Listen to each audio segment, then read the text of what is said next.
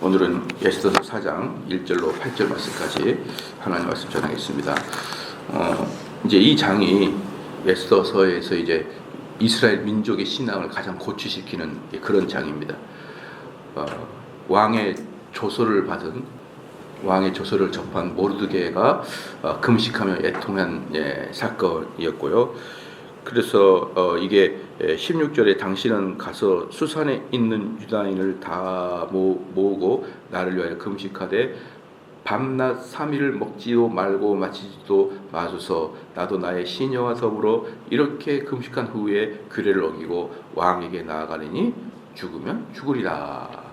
그러니까 이게 이제 에스더서의 가장 중요한 문구잖아요. 이 문구가 나오게 된, 이 문구가 나오는 배경이 바로 이 사장이. 그래서 이 에스더서에서 가장 민족적인 신앙에 고취된 시기, 그리고 그 에스더가 죽으면 죽으리라라고 말하던 이 담대한 신앙을 그의 삼촌 모르드게가 불어 넣어준 사건. 그렇죠. 이런 거죠. 그래서 이 성경에 보면은요, 포로기 이전에는 금식 자체가 없었습니다. 포로기 이전에는 금식이 없었어요. 원래 이제 금식이란다 그러면요, 절망에 빠졌을 때 금식을 했었고 주로. 그런데 이제 모든 단체 금식, 그렇잖아요. 단체 금식이 뭐 민족들의 금식을 선포하고 이런 것들은 아예 포로기 이전에는 없었습니다. 그러니까 포로기 이전에는 개인들이 어떤 슬픔과 낙담에 의해서 금식을 했지만, 이렇게 전체가 금식을 하게 되고, 이렇게 전체가 금식을 한다는 뜻은 뭐냐 그러면은 자신들의 경건을 위해서 금식을 사용하는 것. 자신들의 경건을 위해서 금식을 사용하는 것은 포로기 이후에 등장을 하게 됩니다. 포로기 이후에.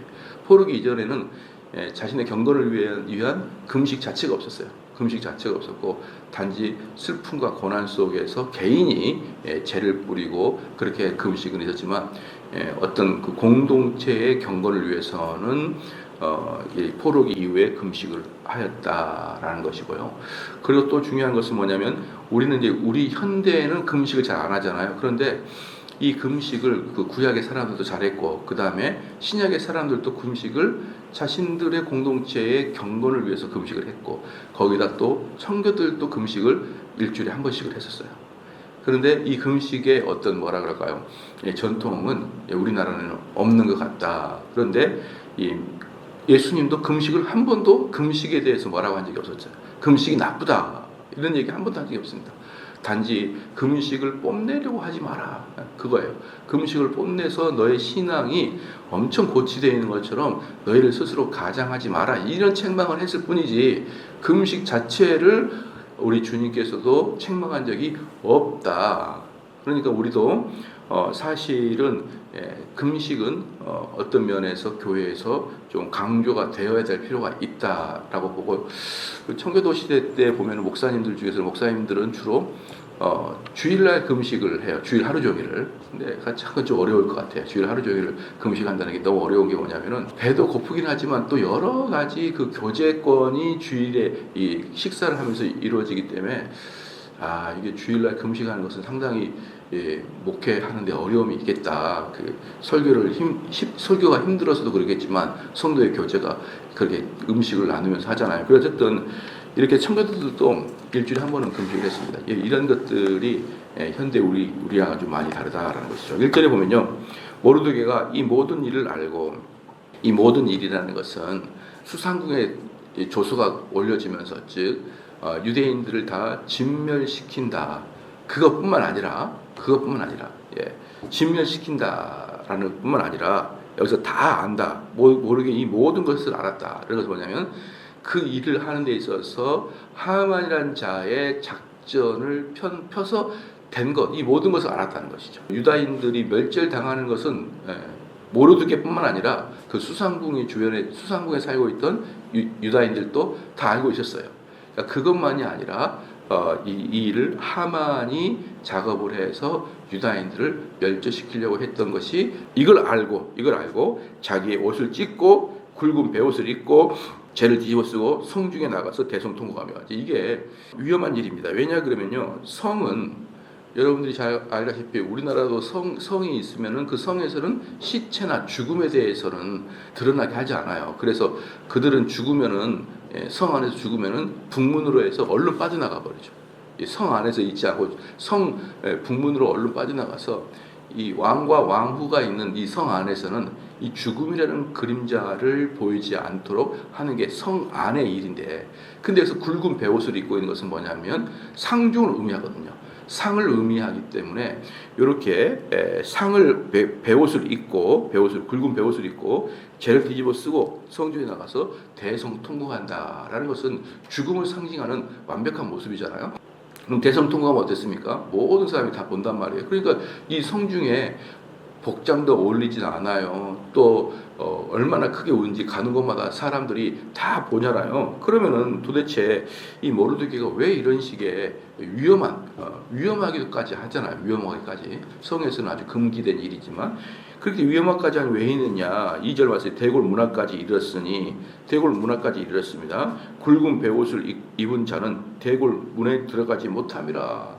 대궐 문화까지 가가지고 그 문화 앞으로는 이제 들어가지 못하는데 그 앞에서 이제 엉엉 울고 있는 거예요. 그럼 이제 왜 이 모르드게가 이렇게 엉엉 울고 있냐면은 3절에 왕의 명령과 조서가 각 지방에 이름에 유다인에게 크게 애통하여 금식하며 울며 부르짖고 굵은 베옷을 입고 제 누운 자가 무수하더라. 그러니까 이제 이 모르드게는 어떻습니까? 신속한 네트워킹으로 인해서 여러 곳에서 다 이제 선포한 거예요. 선포하다. 우리가 이렇게 멸절을 당할 거니까 너희들은 각 있는 곳에서 굵은 베옷을 입고 통곡을 하라. 이제 그렇게 얘기를 했던 것이죠. 왕의 조서가 있는 곳마다 이렇게 울며 부르짖고 굵은 베옷을 입고 제 누운 자가 무수하게 많더라라는 것입니다. 4절 말씀에 에스더와 시녀와 내시가 나와 전하니, 왕후가 매우 근심하여 입을 의복을 모르드게에게 보내어 그 굵은 베옷을 벗기고자 하나 모르드게가 받지 아니하니라. 그러면 이제 모르드게가 이렇게 대궐 앞에까지 와가지고 베옷을 입고 통곡을 한 이유는 뭐냐면 결론적으로 에스더에게 이 소식이 전해지게 하기 위해서 그랬던 것이죠. 그러니까 비록 모르드게가 삼촌이고 에스더가 이제 조카이지만, 비록 그런 관계이지만 일단 대궐로 들어간 사람을 사설에 만날 수는 없는 거예요. 대궐로 들어간 사람은 사설에 만날 수가 없기 때문에, 물론 모르드게가 어쨌든 그 성중에 공무원이라고 말씀드렸잖아요. 성의 공무원이기 때문에 그 대궐로 들어가는 그 성은 전체가 크고, 우리로 말하면은 왜 옛날에 사대문이 성이었잖아요. 사대문이 성이었고, 또 경복궁은 따로 있잖아요. 그렇게 경복궁은 따로 있지 않습니까? 사대문하고 경복궁은 다르죠. 사대문은 성이고 경복궁은 대궐이잖아요. 그러니까 지금 이 사람은 그 성에서 근무하는 대궐을 감싸고 있는 성에서 근무하고 있는 공무원이 모르드게였잖아요. 그러니까 그 모르드게의 사람과 대궐에서 그 에스더에게 이렇게 정보를 전달하는 사람의 커넥션은 있는 거예요. 서로 교집합을 있는 것입니다. 그러니까 영 그 사람들에게 정보를 전달할 수 없는 건 아니지만 그래도 아무렇게나 대궐에 들어갈 수는 없는 거예요. 그래서 밖에 있는 사람이 또 대궐에 있는 사람한테 알려달라 이렇게 말하기도 뭐 하는 거예요. 이렇게 이제 사적으로 우리 에스더한테 이렇게 전해달라 이렇게는 할 수 있지만, 이제 그런데 지금은 너무 다급하니까 그런 사적인 어떤 연락책도 이제 잘 하기 어려우니까 그냥 거기서 대궐 앞에서 통곡하고 이렇게 하는 것은 에스더 귀에 들어가게 하기 위해서 그렇게 한 것이죠. 그랬더니 역시 에스더의 소리가 들렸습니다. 4절에 에스더의 시녀와 내시가 나와 전하니, 에스더의 최측근인 것이죠. 그 왕후가 매우 근심했던 것이죠. 에스더가 매우 근심한다. 그래서 그 입을 의복을 모르드게에게 전해주는 것이죠. 그 굵은 베옷을 벗기고 하나 모르드게 받지 않았어요. 그러니까 모르드게는 사실은 뭐냐, 그 에스더가 자기를 인식하는 것 그 자체가 목적은 아니죠. 목적은 에스더도 같은 마음을 품게 하는 게 목적이었단 말이죠. 단지 에스더를 만나고 싶은 그런 건 아니잖아요. 그러니까 나는 그 에스더가 그런 옷을 줘도 거절을 해야 되는 거예요. 거절. 얼마나 우리 모르드게 삼촌이 저렇게 낙심했으면은 저 옷도 벗지를 않고 그렇게 배옷이 얼마나 위험한 일인데 성 안에서 그것도 대궐 바로 문 밖에서 저 배옷을 입고 통과하는 게 얼마나 위험한 일인데 그러니까 목숨을 걸고 지금 모르드게는 하고 있는 거거든요. 그러니까 나는 그렇게 지금 옷을 갈아입고 지금 이렇게 내 신변의 안전을 위해서 그렇게 할 수 있는 상황이 아니다. 나 완전히 지금 뭐랄까요? 죽음을 각오하고 하고 있는 것이다. 그러니까 이런 것으로 내가 옷 같은 거 갈아입게 하지 마라. 이런 임전무태 자세로 지금 에스더에게 자신의 내면을 완전히 지금 전달하고 있는 거예요. 전달하고 있다. 그리고 5절 말씀에 에스더가 왕의 어명으로 자기에게 가까이 있는 넷이 하닥을 불러. 이게 왕의 어명이라는 것은 뭐냐면은 왕 후의 명령이 거의 왕의 명령과 똑같은 거예요. 왕 후의 명령은 왕의 명령과 똑같잖아요. 어명으로 자기 중에 넷이 중에서 제일 넷이 중에 상넷이죠. 자, 가장 측근이고 가장 높은 넷인 하닥이라는 사람을 불러가지고 명령하여 모르드게에게 가서 이것이 무슨 일이며 무엇 때문인가 알아보라 하며, 이제 이 하닥은 넷시 중에 가장 영향력이 있고 또 에스더의 바로 최측근인데, 이 하닥이라는 사람하고 모르드게가 종종 이렇게 만나게 했던 거예요, 에스더가. 그러니까 이 하닥을 통해서 모르드게 이야기가 오고 가고 했던 것이죠. 그러니까 이 하닥은 모르드게와 모르는 사이가 아니다. 모르드게와 모르는 사이가 아니다. 모르드게에게 가서 이것이 무슨 일이며 무엇 때문인가 알아보라고 한 것이죠. 그러니까 하닥이 대궐 문 앞 성중 광장에 있는 모르드게에게 이르니, 그러니까 이 하닥이 대궐 앞에 나와서 성 광장의 모르드게와 같이 이야기하죠. 그러니까 이들이 따로 비밀리에 만난 게 아니라 사람들 많은 광장에서 그들이 만났고 대화를 나눈 것이죠. 이때 모르드게가 7절에 모르드게가 자기가 당한 모든 일과, 이 자기가 당한 모든 일이 뭐냐, 하만의 유다인을 멸하려고 왕의 금고에 바치기로 한 은의 정확한 액수를 하닥에 말하고 모르드게가 당한 게 뭐냐면, 자기는 유다인인데 우상을 섬기지 않는데 이 하만이라는 자가 자기에게 절을 하라 그랬다. 그러니까 여기서 절을 하라 그랬다는 것은 윗사람에게 예의를 갖춰라, 그걸 넘어섰다고 제가 말씀드렸잖아요. 거의 자기를 신으로서 절을 하라. 그래서 그때 절을 하라는 원어라는 뜻이 뭡니까? 무릎을 땅에다 꿇고 코를 바닥에 납작하게 하게 해서 절을 하라는 뜻이에요. 그렇잖아요. 그것은 누구한테만 하는 거예요? 신에게만 하는 거잖아요. 신에게만 무릎을 꿇고 코를 땅에 대고 납작하게 절을 하는 거잖아요. 그것을 하만이 나한테 시켰다는 거죠. 그걸 이야기하는 거예요. 이 넷이 하닥에게 그 얘기를 한 거예요. 하만이 그랬다. 그래서 나는 그걸 거절한 것이다. 그걸 거절하니까 그자가 그걸 궤심해가지고 나를 죽이려고 할 뿐 아니라 유다 족속을 착 죽이려고 한다. 왜 그랬을까요? 모르드게가 나는 당신에게 절을 안 해. 이게 아니에요. 이게 이렇게 말하지 않고 뭐라 했습니까? 나는 유다인이다. 난 유대인이다. 그러니까 난 너에게 절을 하지 못한다. 이렇게 이제 얘기했기 때문에 이 유대인들을 다 멸절시켜버리겠다라는 것입니다.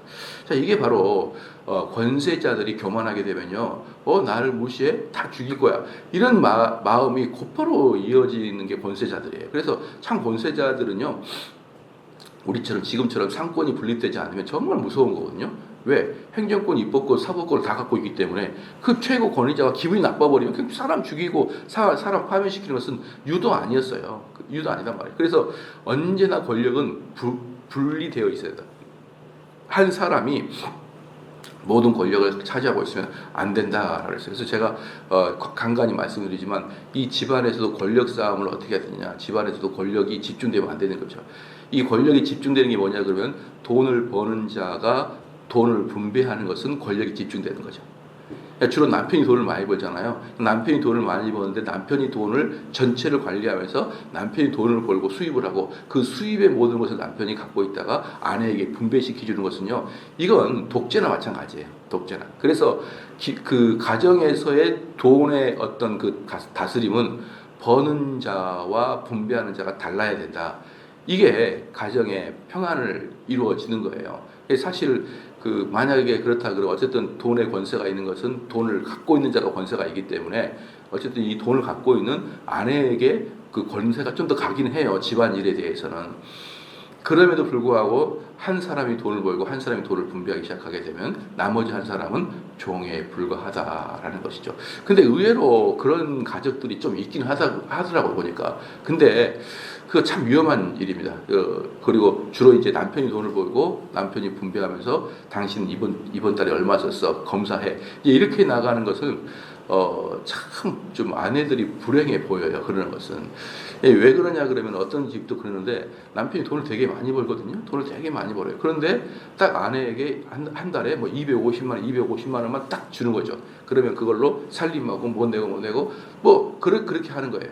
그런 아내가 있다 그러면 그 남편이 돈을 한 달에 1억을 번들 그 아내가 무슨 어떤 의미가 있겠어요. 딱 한 달에 쓸 돈만 주고 나머지는 그 남편이 다 알아서 이렇게 할 때 그런 아내들의 거의 대부분은 생기가 별로 없는 것을 볼 수가 있어요. 그래서 우리 모든 권력은 분배해야 됩니다. 가정에서조차도 분배해야 되고 국가도 당연히 분배해야 되고 그래서 아무리 대통령이 화가 나더라도 함부로 사람을 감옥에 넣거나 죽일 수 없도록 권력을 분리시키는 것이 너무나 중요한 것이에요. 여기서도 보니까 하만이 어땠어요? 이놈이 나를 그 성기를 건드렸어. 내 자존심을 건드렸어. 나를 모욕했네.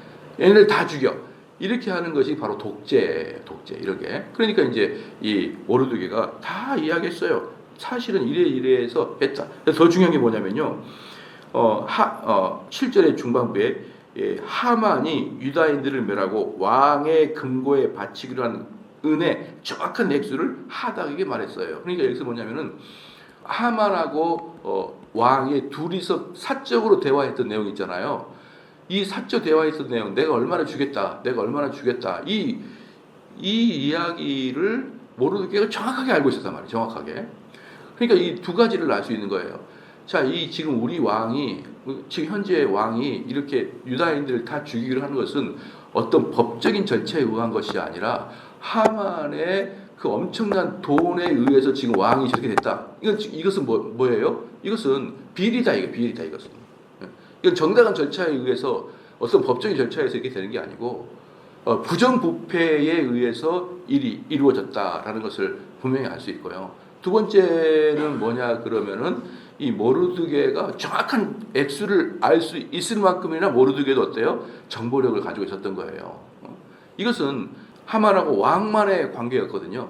근데 그 금액을 정확하게 알고 있었다는 것은 모르드게도 어느 정도 정보 라인이 있었다라는 것이죠. 그래서 여기서 중요한 것은 뭐냐 그러면은 왕과 하만이 불법적으로 지금 하고 있는 것이다. 왕과 하만. 근데 이제 이걸 듣고 있던 하닥이라는 그 내시장이 참 어떤 마음이 들었을까? 이거 뭐 왕이 그러는데 왕이 이렇게 말하고 또 이 지역의 제2의 권세자들 둘이서 이야기한 것을 이 하닥이 이걸 듣고 뭘 어떻게 하겠냐 이 말이에요. 그렇지 어쨌든 이 이야기를 듣고 모르드게의 이야기를 듣고 에스더에게 가서 보고는 했겠죠.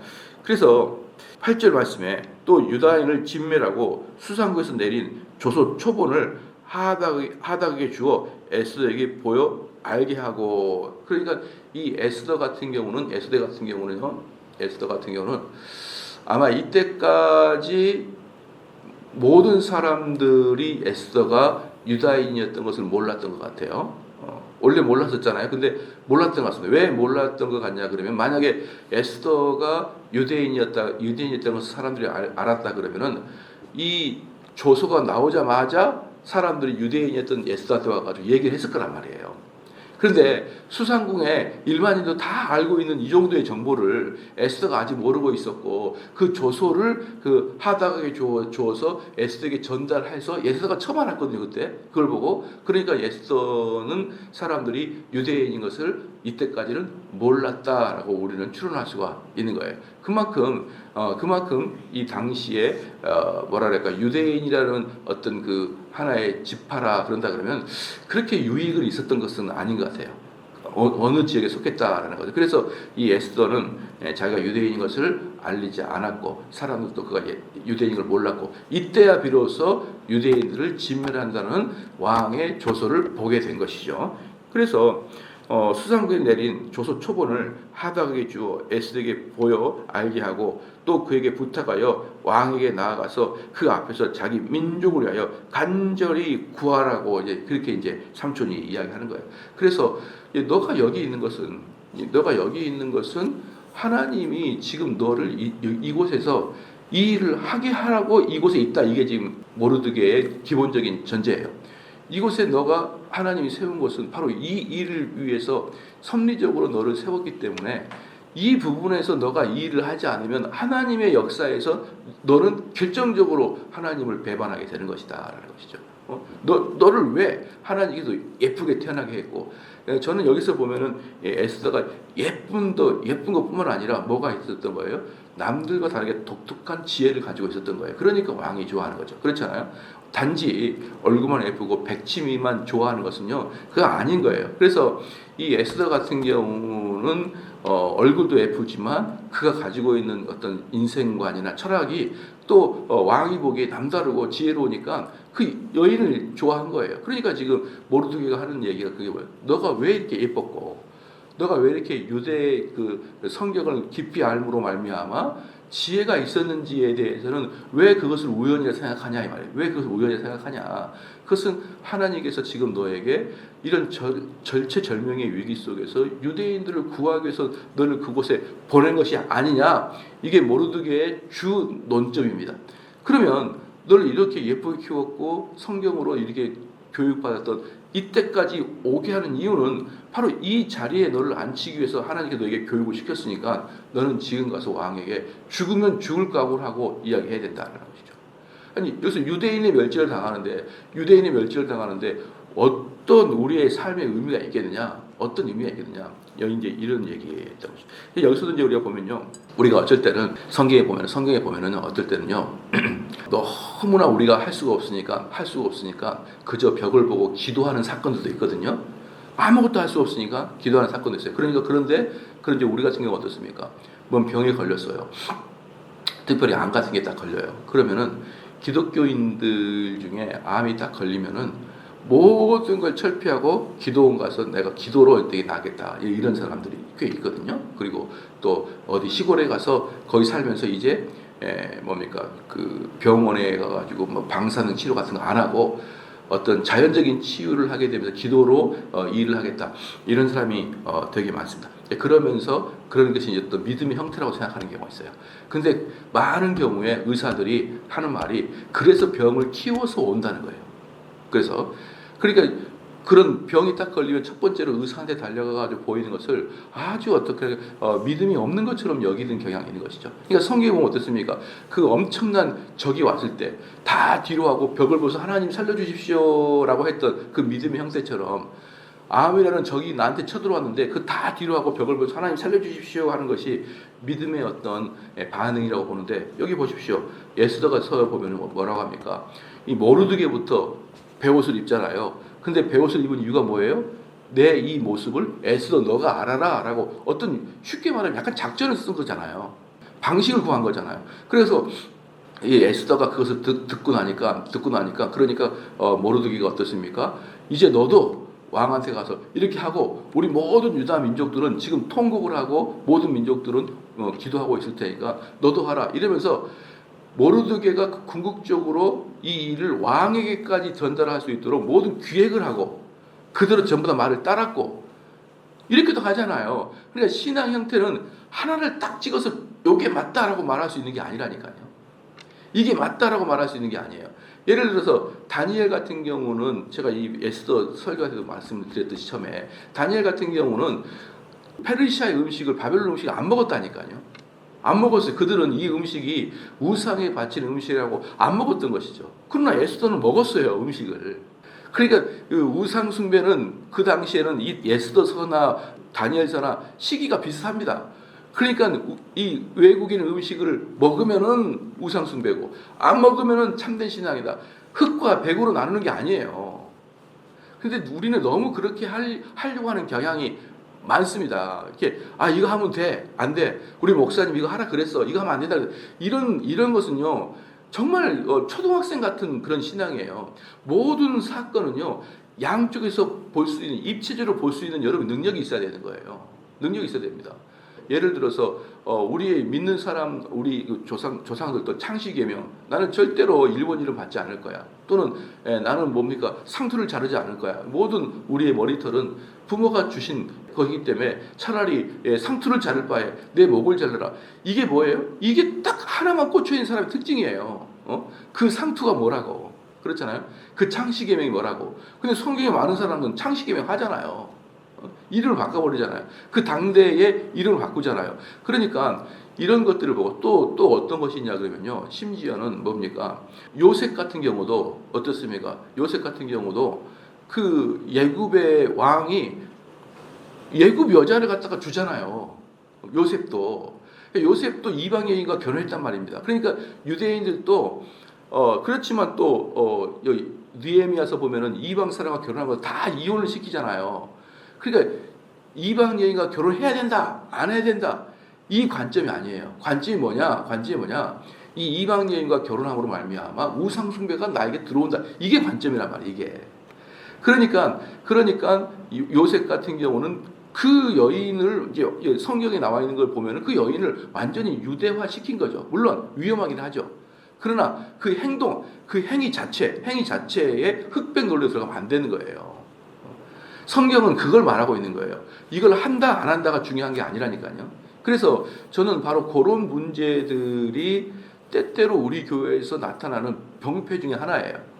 왜 정대용 목사님이 워낙에 강하게 얘기하잖아요. 이거 하면 됩니다, 안 됩니다, 됩니다. 또는 어쨌든 안 됩니다 이렇게 하게 되면은 됩니다라고 할 때 막 되다가 안 됩니다 그러면 목사님 바뀌었네 이렇게 이야기하는 경우가 우리가 많기 때문에 제가 자주 이야기하는 거거든요. 성경에는 이렇게 한 사람도 있고 저렇게 한 사람도 있어요. 근데 그것은 그 상황에 따라 달라지는 거란 말이에요. 해석이.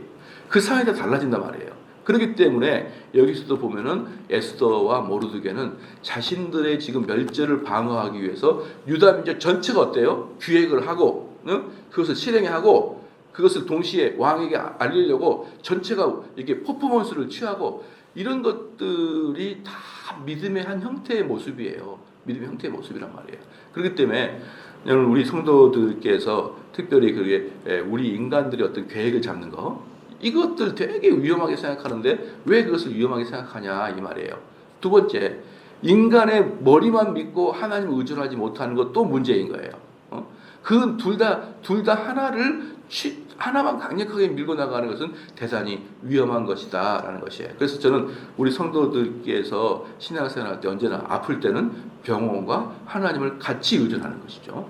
또 내가 삶에서 누군가와 관계가 안 좋아졌을 때는 그냥 하나님께 나와서 기도만 하는 것이 아니라 그와 관계도 회복하기 위해서 여러 가지 기획도 해야 되고 노력도 해야 되고 돈도 써야 되고 그리고 내가 하나님께 또 용서해 달라고 회개기도 해야 되고 이런 것들을 항상 동시에 같이 해야 되는데 사람들은 항상 극단적으로 한쪽만을 밀고 다른 쪽은 저건 아니야 라고 하는 경향이 너무나 강하다. 그것이 오히려 우리 인간사를 망치게 되는 요인 중에 하나다라는 것이죠. 기도하겠습니다.